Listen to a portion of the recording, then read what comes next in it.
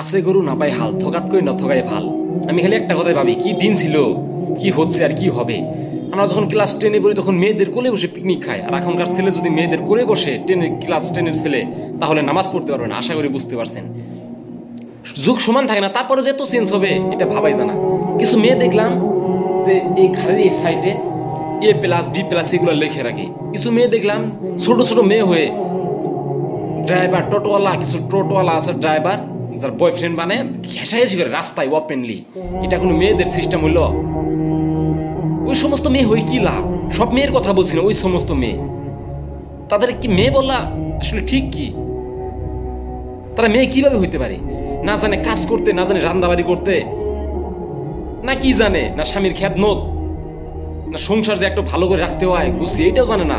তারা একটাই জানে যে না করতে, ছেলে কিনে এইটা করতে, ওইটা করতে, ঘেঁষাঘেঁষি করতে, এইটাই জানে, তাছাড়া আর কিছু শেখে নাই। তাদের বাবা মা দেখলে কি বলবে? আর ওই সমস্ত মেয়ে হয়ে কি লাভ? একটা ডায়লগ আছে না, আছে গুরু না পায় হাল, থকাত কই না থকাই ভাল।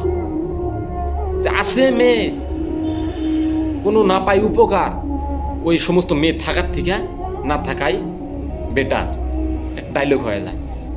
গরু যদি আছে, যদি আমি দুধ বানাইতে না পারি, গরু দিয়ে খেতে কাজ করতে না পারি, তাহলে ওই গরু রেখে কি লাভ? মেয়ে আছে কোনো কাজ নাই, ওই মেয়ে দেখি লাভ? তারা তো এমনি বেকার।